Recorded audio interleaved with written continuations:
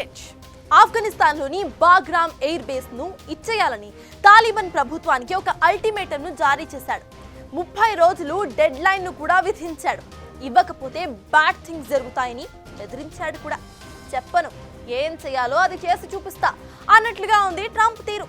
So Trump foreign పాలసీలో ఆఫ్ఘనిస్తాన్ మళ్ళీ hot topic గా మారిపోయింది. ఏంటి Bagram air base speciality? Trump మనసు ఇటువైపు అసలు ఎందుకు మళ్ళింది?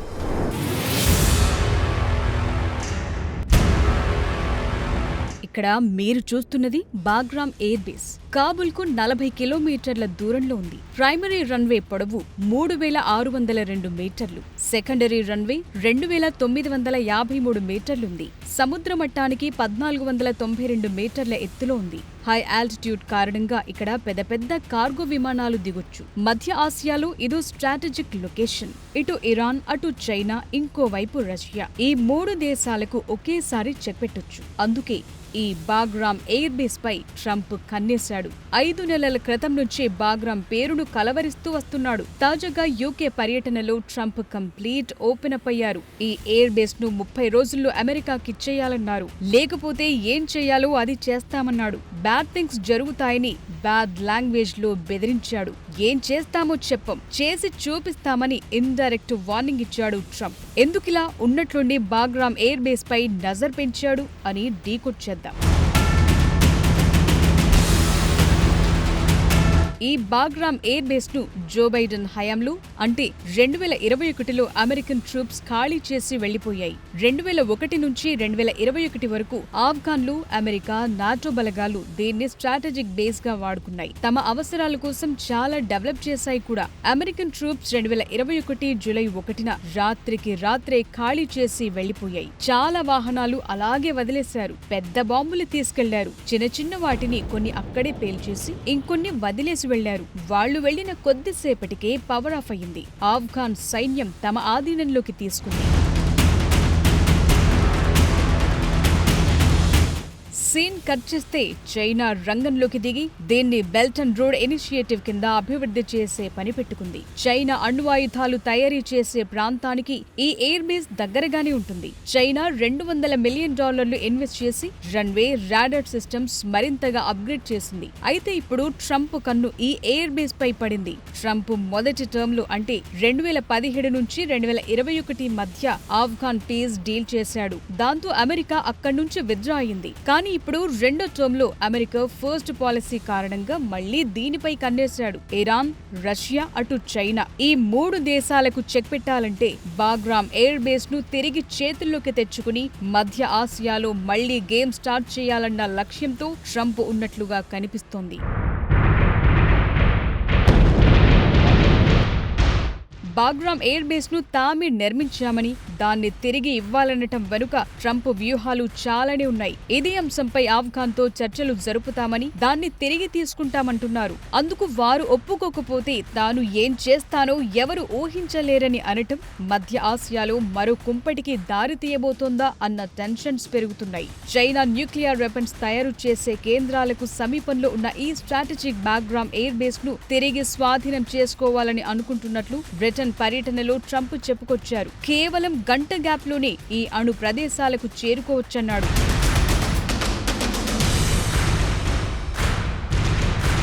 ఒకవైపు ట్రంప్ ఇంతలా బెదిరిస్తూ ఆ ఎయిర్ బేస్ ఏదో తమ సొంతమన్నట్లుగా మాట్లాడుతుంటే తాలిబాన్ ప్రభుత్వం ఊరుకుంటుందా? ఏ దేశానికైనా వారి సార్వభౌమాధికారం కీలకం. నచ్చినప్పుడొస్తాం, స్వాధీనం చేసుకుంటాం, ఇచ్చేయాల్సిందే అనంటే కుదురుతుందా? అందుకే తాలిబాన్ సర్కార్ ఘాటుగానే రియాక్ట్ అయింది. ఆఫ్ఘాన్ భూమి నుంచి ఒక్క అంగుళం కూడా అమెరికాకు ఇచ్చేది లేదన్నాడు Taliban defence chief of staff Fasihuddin. కొంతమంది రాజకీయ ఒప్పందం ద్వారా బాగ్రామ్ ను స్వాధీనం చేసుకోవాలని అనుకుంటున్నారని, అయితే ఎవరి బెదిరింపులకు భయపడేది లేదన్నారు. తమ స్వయం ప్రతిపత్తి, ప్రాదేశిక సమగ్రత ముఖ్యమంటున్నారు.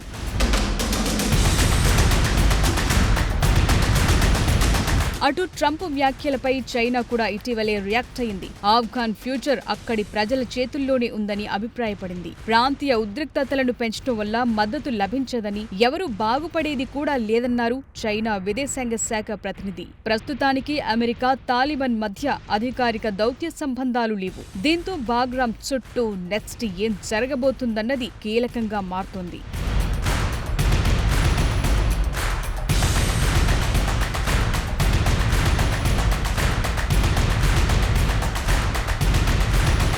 చెప్పాలంటే బాగ్రామ్ ఎయిర్ బేస్ చాలా దేశాలకు ఓ ప్లే గ్రౌండ్ మాదిరిగా తయారైపోయింది. 1950లో సోవియట్ యూనియన్ దీన్ని నిర్మించిన దగ్గర నుంచి ఎవరికి నచ్చినట్లుగా వాళ్ళు వాడేసుకుంటున్నారు.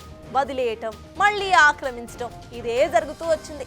2001లో అమెరికా స్వాధీనం చేసుకోవడం, 2021 తర్వాత చైనా డెవలప్ చేయటం, తాలిబాన్ ప్రభుత్వం చేతికి వెళ్ళటం, ఇప్పుడు మళ్ళీ అమెరికా కావాలి అనటం బాగ్రామ్ చుట్టూ భగభగ మామూలుగా లేదు.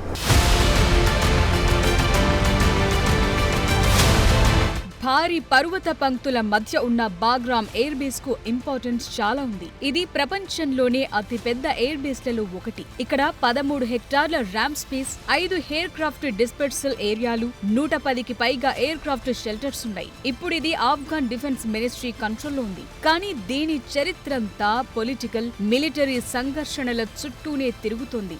ఒకసారి హిస్టరీలో ఏం జరిగిందో చూద్దాం.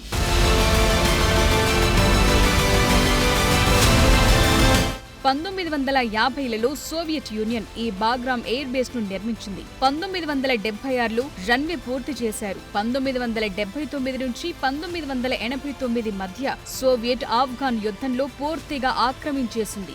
సోవియట్ ఫోర్సెస్ కు ఇది మెయిన్ హబ్ అయ్యింది. ఇక్కడి నుంచే ఆపరేషన్స్, సప్లైలు, ట్రూప్స్ షిఫ్టింగ్ ఇవన్నీ జరిగాయి. డ్రోన్ స్ట్రైక్లు, లాజిస్టిక్స్ కోసం కీలకంగా మారింది. అయితే 1989లో సోవియట్ బయటికి వెళ్లిపోయిన తరువాత ఆఫ్ఘన్ గవర్నమెంట్ ఈ ఎయిర్ బేస్ ను కంట్రోల్లోకి తీసుకుంది.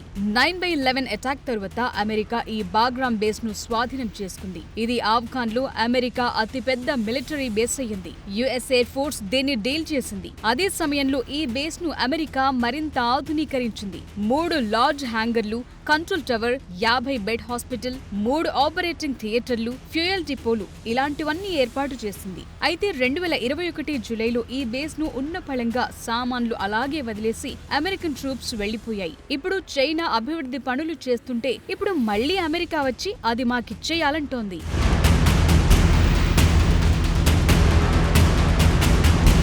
మీరు చైనాకిచ్చేస్తే మేము దాన్ని తిరిగి స్వాధీనం చేసుకుంటాం, అమెరికా ఎప్పటికీ బలహీనపడదు అన్న డైలాగ్లను ట్రంప్ వినిపిస్తున్నారు. చైనా ఈ బేస్ దగ్గర బెల్ట్ అండ్ రోడ్ ఇనిషియేటివ్ ను బలోపేతం చేస్తోంది. అమెరికా చైనా ట్రేడ్ వార్ తరువాత కథ మారుస్తోంది. అయితే స్ట్రాంగ్ లీడర్ గా ఇమేజ్ బిల్డ్ చేసుకునే పనిలో ట్రంప్ ఉన్నాడు. అందుకే ఈ బాగ్రామ్ ఎయిర్ బేస్ పై ఒత్తిడి పెంచుతున్నాడు. 30 రోజుల్లో ఈ ఎయిర్ బేస్ ను తాలిబాన్లు అమెరికాకు ఇవ్వకపోతే ట్రంప్ ఏం చేయొచ్చు అన్న చర్చ ప్రపంచ వ్యాప్తంగా జరుగుతోంది. B-2 బాంబర్ ను మళ్లీ రంగంలోకి దింపుతాడా? ఏం జరగబోతోంది? దౌత్యపరంగా ఒత్తిడి చేసే ఛాన్స్ ఉంది. మరోవైపు తాలిబాన్ సర్కార్కు అమెరికా ఇప్పటికే అందిస్తున్న సహాయాన్ని ఆపేయటం, గుర్తింపును రద్దు చేయటం, తాలిబాన్లను ఒంటరి చేయటం ఇలాంటివి జరిగే అవకాశం ఉందంటున్నారు. ఆర్థికంగా ముప్పు తిప్పలు పెట్టడం, తాలిబాన్ లింక్ నెట్వర్క్లపై ఆంక్షలు విధించడం, కోవర్ట్ ఆపరేషన్స్ అంటే rides, intelligence machines, paramilitary activity పెంచడం, లేదంటే సైబర్ అటాక్స్ చేయటం, తాలిబాన్ కమ్యూనికేషన్ ఇన్ఫ్రాస్ట్రక్చర్ పై అటాక్స్ చేయటం. వీటితో పాటు ఫైనల్ ఆప్షన్ గా బాగ్రామ్ చుట్టూ ఎయిర్ స్ట్రైక్స్ చేసే అవకాశం కూడా ఉందంటున్నారు.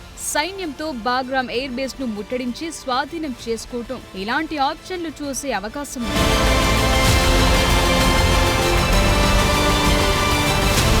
ఓవరాల్ గా ట్రంప్ ఈ చర్యతో శాంతి మాటున బలోపేతం అవటం అన్న వ్యూహాన్ని అమలు చేస్తున్నాడు. ఆఫ్ఘన్ సంఘర్షణ మళ్లీ పెరిగితే మధ్య ఆసియాలో స్థిరత్వం, శాంతికి మరోసారి విఘాతం కలగటం ఖాయంగానే కనిపిస్తోంది. ఇక భారత్ వైపు నుంచి చూస్తే ఆఫ్ఘన్ రీబిల్డ్ కోసం మనం ఆల్రెడీ $3 బిలియన్ ఇన్వెస్ట్ చేశాం. బాగ్రామ్ సహా ఆఫ్ఘన్ లో చైనా ఇన్ఫ్లుయెన్స్ పెరిగితే ఇండియా సెంట్రల్ ఆసియా కారిడార్ కు ఆటంకం. వీటికి తోడు భారత్ ఇప్పటికే తాలిబాన్ సర్కార్తో చర్చలు జరుపుతోంది, అభివృద్ధికి సహాయం అందిస్తోంది. ఇప్పుడు ట్రంప్ చర్యలతో చైనాపై ఒత్తిడైతే పెరుగుతుంది గాని అభివృద్ధికి, ఆఫ్ఘన్ రీబిల్డ్ కు బ్రేక్ పడుతుంది. మరి 30 రోజుల డెడ్ లైన్ తరువాత ఆఫ్ఘన్ పై ట్రంప్ ఏ అస్త్రం ప్రయోగించబోతున్నాడో చూడాలి.